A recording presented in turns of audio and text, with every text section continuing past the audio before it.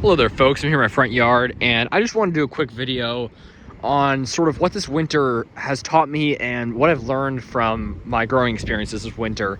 Obviously we're into spring now, a number of weeks now, and it kind of feels a bit like winter here. I think it's like 50 or something, like 49 or something. It's cold. It's been in the 70s and 80s, and then from here on out it's supposed to be like 60s, 70s, 80s. So this is sort of our last like pretty cold day. I was in the 30s this morning, but here you see my nice garden bed. This is supposed to be like my drier climate garden bed. You got eucalyptus cinerea.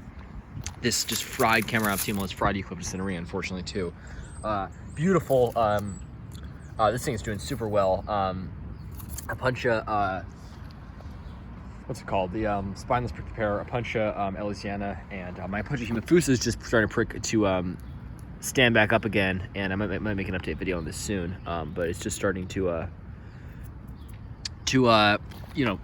sort of prop back up for the warm weather, which I'm really looking forward to. So yeah, looking great. And but I just want to sort of make a quick video on what some of my losses this winter and what I've really learned, and sort of the specifics, and then more generally. So specifically, obviously, the really losses that I've had, or I guess you could say maybe they're temporary losses. I'm hoping that all or some of these palms plants will recover, but we'll just have to see. So Camerop humilis. This thing was growing pretty well into winter. Started to get a little bit of browning. I thought, oh, let's just give it a test. Maybe it'll get some damage. Maybe I'll have to trim off some leaves. It'll probably be fine. And then we get into winter. The coldest of cold temperatures have passed. Mind you, we only got down to like 13 Fahrenheit. Colder than average winter, I would certainly say. But not like a horrible winter. 13 Fahrenheit's cold, but it's not like horrible. But still, this thing took a while to show up damage, and this is sort of one of the main points here, is that these palms, these plants, this eucalyptus cinerea, for example, as well, it was doing well, and then the weather even started to warm up, and then it finally just took a while, and the damage started to show up. We went through all those months, well into February, certainly, maybe even into March, and this thing was looking great. Maybe a little bit of spotting in the leaves, but it looked fantastic. That silverish coloration, safe to say, it doesn't look like that anymore. I'm expecting maybe total defoliation, perhaps. I hope it recover. Just gonna keep it watered and stuff, but we'll just have to see. But again, it's just, these things take a while to show up damage. So if something is going through cold weather and you're getting some colder temperatures and it's not showing damage, and you might think, oh well, it's probably fine. I'll just leave it unprotected, let it just finish out the winter. You could go through all of winter and it could look fine, and then start showing up damage after that. Especially if you have like a week that's really cold and like the next week it still looks fine. Not a good idea. It can take a while to show up damage. It can take weeks, even months. And yeah, so that's sort of the negative, what happened, unfortunately, I guess I should say, this winter. Cinerea, you can see here, Camerop humilis, very brown. I'm going to trim all these off soon. I've been keeping this thing, I should probably cover it when it rains, honestly, but I've been keeping it hydrogen peroxide. I've been applying hydrogen peroxide on it. This final bit of green just gave out, but a few days ago, that piece at the bottom there, where my finger is, ow, just pricked it. Anyways, the piece at the bottom there, that was still green on the stem, on the petiole, and then finally it just browned out, maybe with some of this colder weather. But so there's still a little bit of green in it. I'm hoping that maybe it'll get some new growth, at least on these suckers, which are unfortunately also looking pretty brown. But yeah, very fried. I'll just take you guys through, show you what got damaged. Eucalyptus cinerea took a while, finally ended up showing this browning. The Camerops, by the way, just sort of had spotting at first, and then the damage sort of showed up more fully. And I also at that point I put a plastic bag over it just to cover the growing point from that freezing cold rain, which could lead to rot. And then I was applying the hydrogen peroxide to it.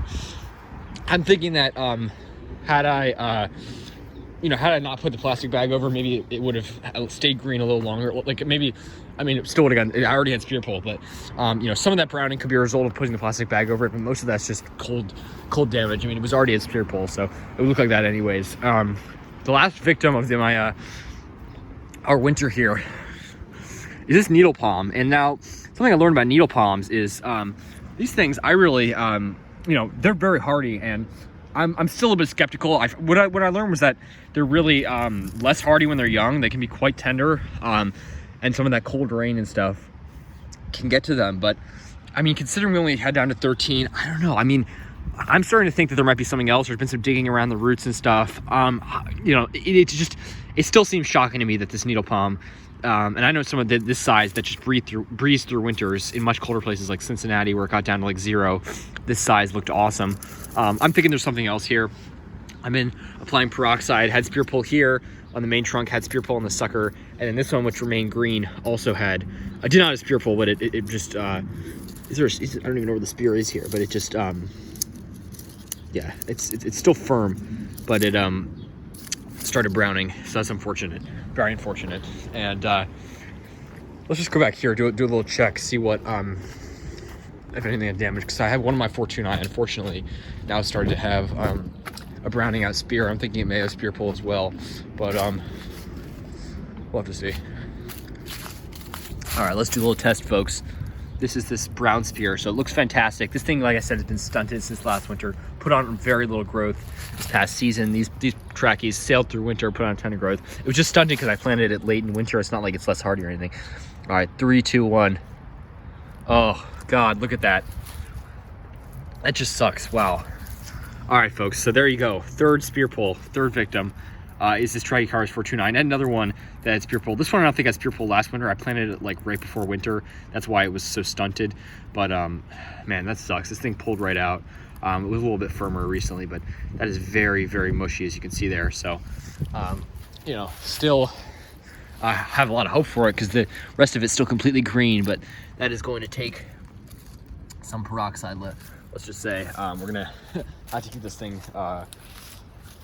well, you know, keep the peroxide up. I'm probably gonna apply it tomorrow or something once it starts warming up. And I mean, the good thing is the spear was green until like a week ago, not a week, maybe 2 weeks ago or something, 3 weeks ago, and the palm's still green. So I have hope for this thing that it'll recover fine. Other trackies just look awesome. Big 429 looking great. So much better now that it's out of that pot. That was really great for it.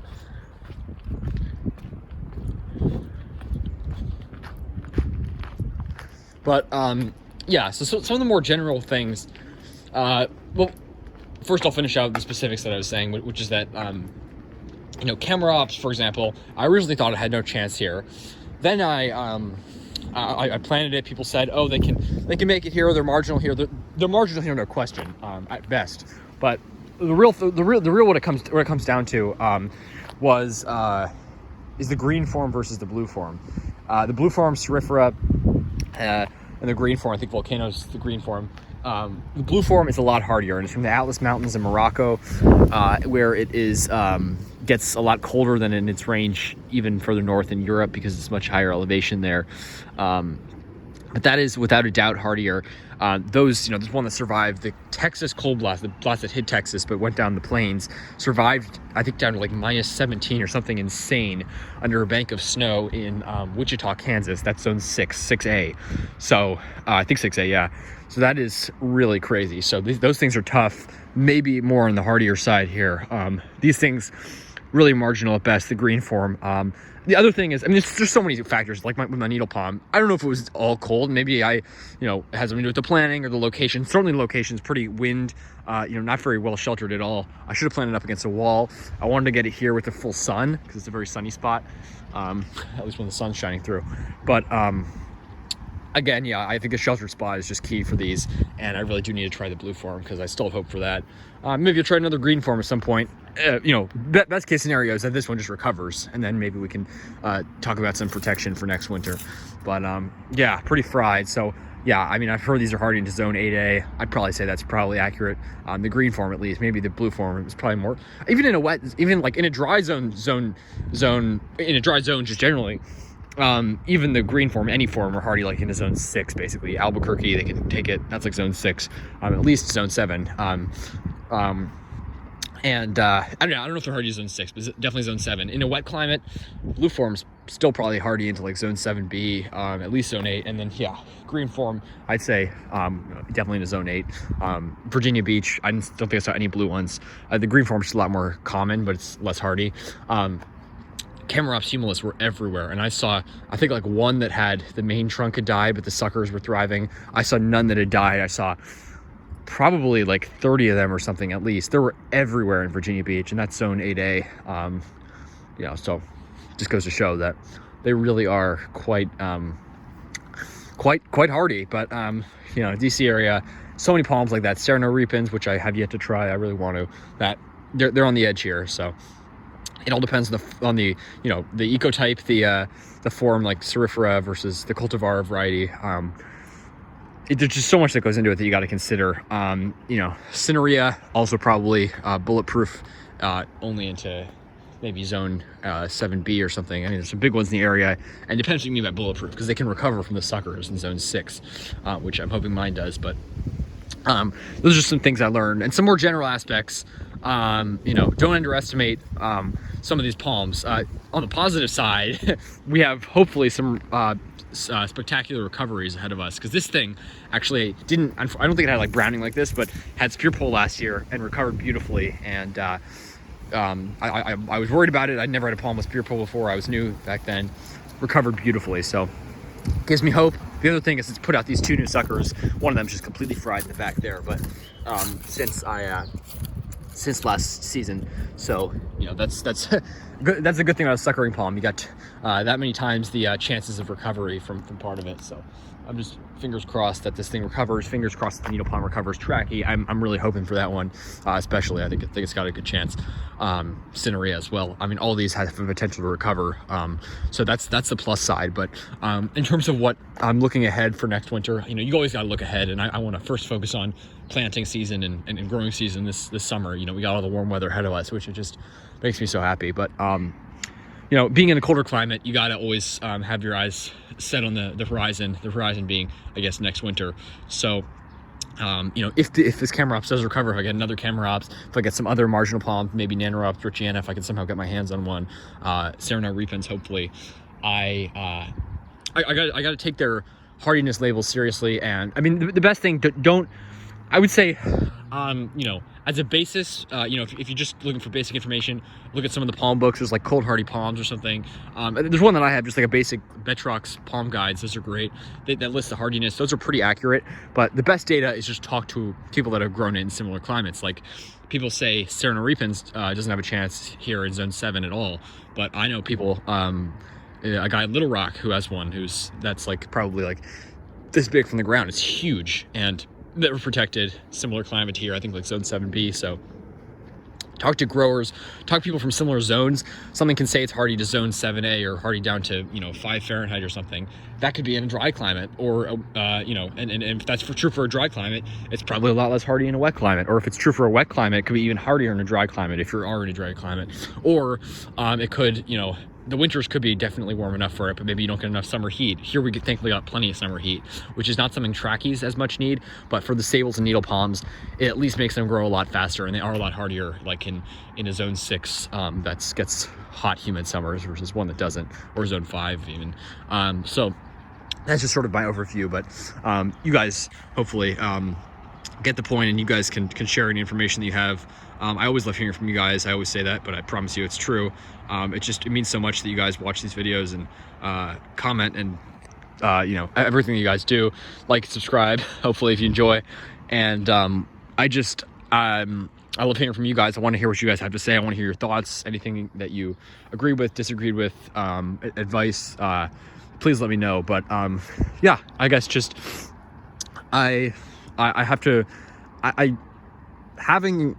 say this: having a loss of a palm or plant, or what, you know, may appear as a loss, you know, it's like, you know, there's 2 sides to it. You know, it's very sad to lose something.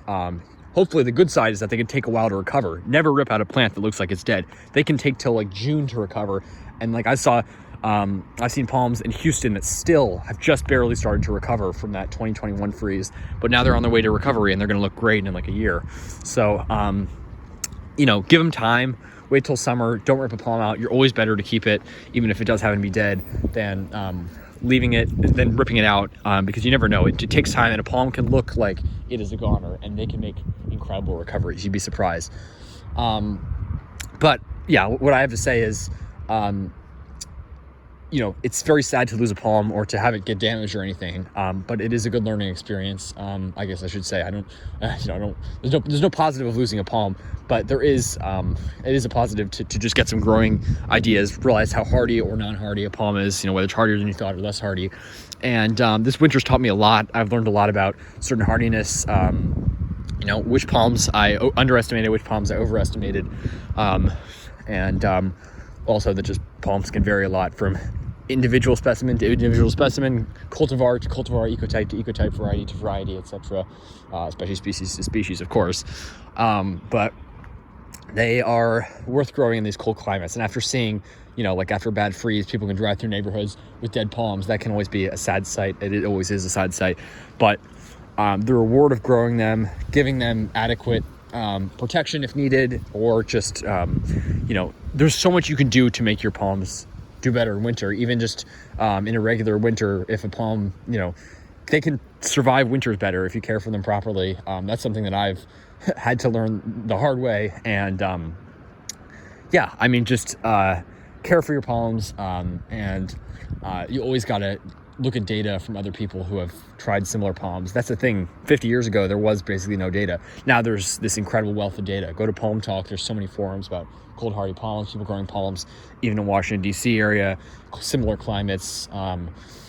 These are great learning experiences, and I promise you these hardy palms are worth it in these colder climates. They're just awesome. I just love them. And even having a really sad loss like this, I still have so much hope, and I still have so many palms that are doing well. And these are things people never would imagine would even survive here. So that's kind of my point, but just wanted to get that across to you. And learned a lot, and always look forward to the winters a little bit with a little bit of a little bit of hoping and praying. And the best is obviously once winter's over, you can count your losses sometimes, but you want to really have hope for the next growing season. And I'm super excited that warm weather is here. So take care, folks. Have a good one, and stay tuned for more videos.